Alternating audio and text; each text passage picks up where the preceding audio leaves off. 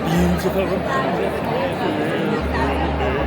Welcome, everyone. This episode, we are in a place that I have no idea how we got the invitation to be here. It is that nice, but it's actually a charity event. It's for the boys. It's an awesome charity that talks about men's awareness with their health, particularly with cancer and, very, traumatic forms of illness.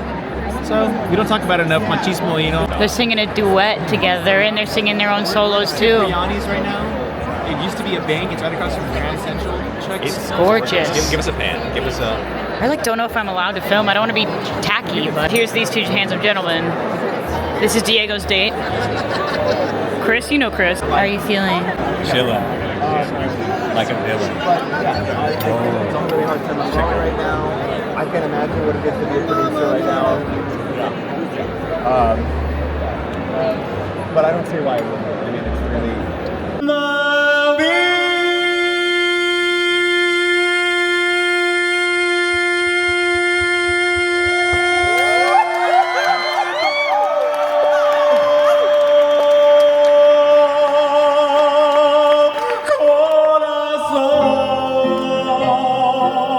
But tonight's really special because Sophia is my actual sister, like my blood sister, not my fake African.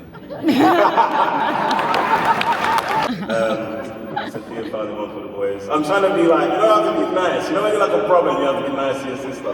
I'm deeply proud of you to see what you've done and what you've built. The fact that you're not even from here and you've made this amazing event. What you've overcome, what we all know you've overcome. To do this inside and out makes me proud of you. Working.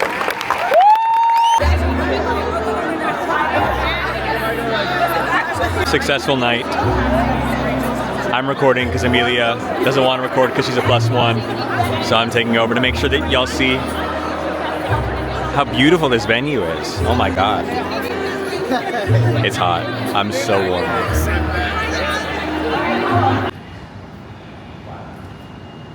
Isn't it more fun? Yeah, King. You got it, King. Yes!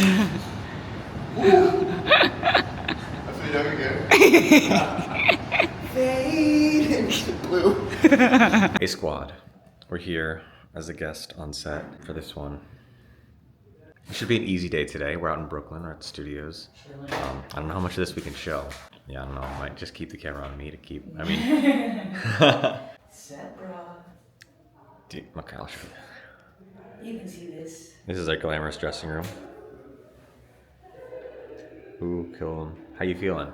How's the Lyme today? We're sore, a little stiff. A good leg workout today. Yeah, I did. Show it off. It's bring your James to work day. We're hanging out. It's a good time. Look at this coffee cup. He's really taken by that. Is this? This feels like better. It's compostable. It's recyclable.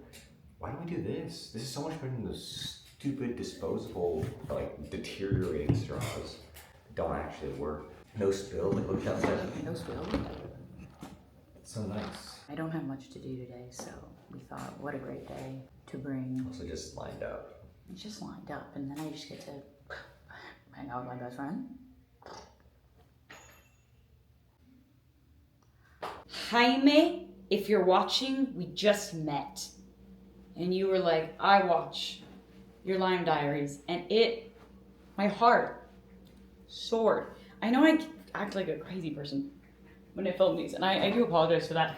It's just because, there is something a little crazy person-like about talking to a camera and pretending you're my friends, but you are my friends. My dear friend and many other type figure in my life to me, Mandy and I went to go see The Other Americans at the Public Theater, directed by Ruben Santiago Hudson, who directed us in the play that we met, where she played my mommy, and now she's my mommy for life. We had a lovely, wonderful time, and we met everyone, and I met Luna Lauren Velez, the Mariela Huerta from Dexter. So if you're a Dexter fan, you know that I was like, sister! And we had the most lovely moment. She's fabulous in that play. It's been a limey week. It's been a limey time, especially in here, you guys. She's needed a quick check-in. Love you guys. You guys won't believe how behind I am on these. Oh my gosh, guys, I haven't filmed in a minute. And there's multiple reasons for that, but it's mostly because my SD card was full, and so I had to like finish doing the things that one does to transfer everything from SD card to computer. So I had to do that, which is not the craziest task in the world. It took me a minute, but now I can film again. And I've had moments where I'm like, I need to record right now. Like I'm, dealing with this feeling or experience acupuncture. This is the week, almost every year, that I get sick. I don't know what it is, but almost every year. Last year was a little earlier. I was finishing a show, and so it was like end of work, body struck. I've noticed much of the chronic illness discourse and chronic illness community online referring to this time as the October slide. Never heard that before. I don't know if it's a new verbiage. I'm gathering that it's in reference to beginning of flu season or peak of flu season. It's cold and flu. I get confused when it's cold and flu season. When is it cold and flu season? I feel like all the time people are like, look out, it's cold and flu season. I think that's because cold and flu season means nothing to me, really. I'm fending it off all year long. The weather changes, your body's adjusting, it's not really quite clear what's going on. Sorry for eating a cheese stick like that in front of you guys. Guys, James isn't here and it's a mess. It's a mess. Mess around here.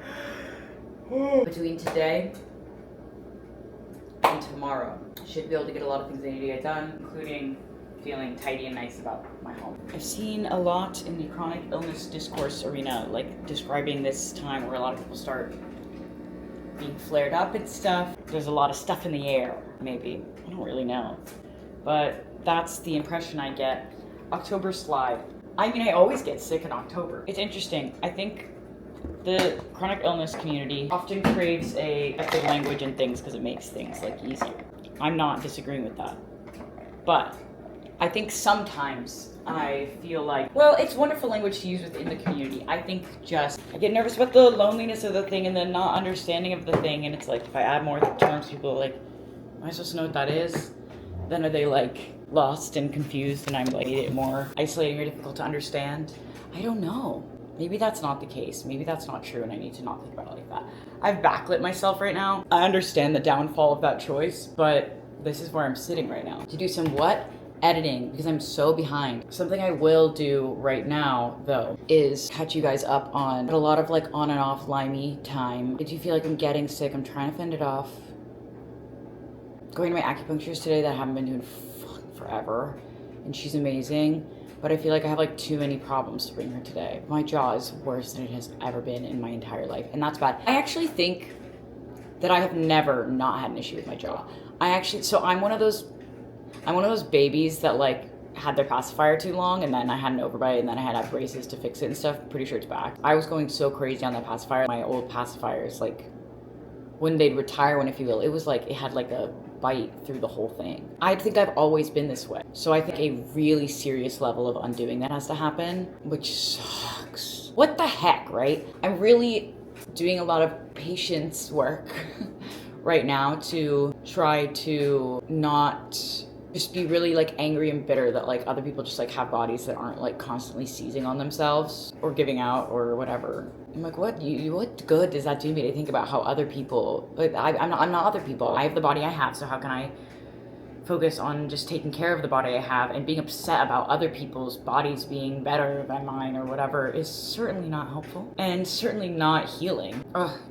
I'm so annoyed. Working on that frustration and working on what are the next steps for me. I go to my doctor next week and I'm hoping to find some clarity on a path forward. Does it just keep looking like this? I need to make a larger video about this, but I really have kind of fallen off the path of my treatment due to a lot of chaos and things, and I've gone through my cycles of really bullying myself about it, so I'm trying not to anymore. But maybe I'll make a whole piece about that. I'm not gonna start my morning that way, but oh my god, this muscle is just pumped all day. This is the worst fucking thing. Yeah, I'm like growing the craziest muscle. Stares and contemplates in the distance. Whatever. I'm gonna edit. Hey guys, I decided to actually do an outro this morning. I know I've been going back and forth between my regular like, I didn't do an outro thing, and also just kind of being like, hey guys, sorry. But I wanted to specifically pop in at the end of this video. I know we really didn't get to capture the One for the Boys event, but I still wanted to show you guys like a bit of that I could, or that I was willing to film. I didn't want to make that space about filming that. It was a really beautiful event. The people running it did such an incredible job. Everyone who spoke, everyone who ran it, everyone just felt like they were there for really earnest reasons, and it was really lovely, really wonderful. I'm really proud of both James and Diego for being a part of it. And I just wanted to, acknowledge that that event is largely focused on men's health and men talking about their health. Too many men have been lost to cancer and other terminal illnesses simply because they caught it too late. Completely preventable things, because we live in a culture that obviously does not encourage men to take care of their health and talk about their health and pay attention to those things and check on those things. They're supposed to be like indestructible beyond that, and it's just a further example of what a horrific twist our culture has taken on masculinity. But I was honored to get to be a part of it and hear those stories. There were women cancer survivors who spoke as well. I think we all have something to learn from each other. People who engage in conversations and fields and engagement around our health in general all have so much to learn from each other. And a universal thread I'm finding is the value in talking about it and saying something and speaking up. I used to be incredibly private about my journey with my health and with Lyme disease and with my struggles. It has been a really uncomfortable part of my life, and I'm a very open person, and I do talk about things if people ask about them, but I'm not one to volunteer that kind of stuff. And this year I decided that, I'm not finding enough people talking about this, so I guess that person had to be me. And obviously you all can see your own numbers you're looking at. Like, not a bunch of people watch these videos, but if you're watching this and gaining awareness about Lyme disease, about tick-borne illnesses, about someone living with a chronic illness, about POTS, about any of these different things, or of course that you're someone with any kind of affliction that allows you to relate to what I'm sharing, thank you for being here. Thank you for letting me know how this is impacting you and how you feel, because it encourages me to keep going, right? Like, this is in some ways therapeutic for me, but my motivation to edit a video or sit here and talk to a camera is 100% tied to those of you who have, commented or sent messages saying how much these have had an impact on you. So thank you so much. It's felt really scary and really good to be honest about it. And every day, I ask myself if I'm making the right choices being so open about it. And, does that hurt my acting career? Does that hurt my singing career? Does that hurt my general perception in this world? And I can't really concern myself with all that. I can only follow my own path. And like I said, I think the best thing is always to say something and to speak up. So thank you guys for being here.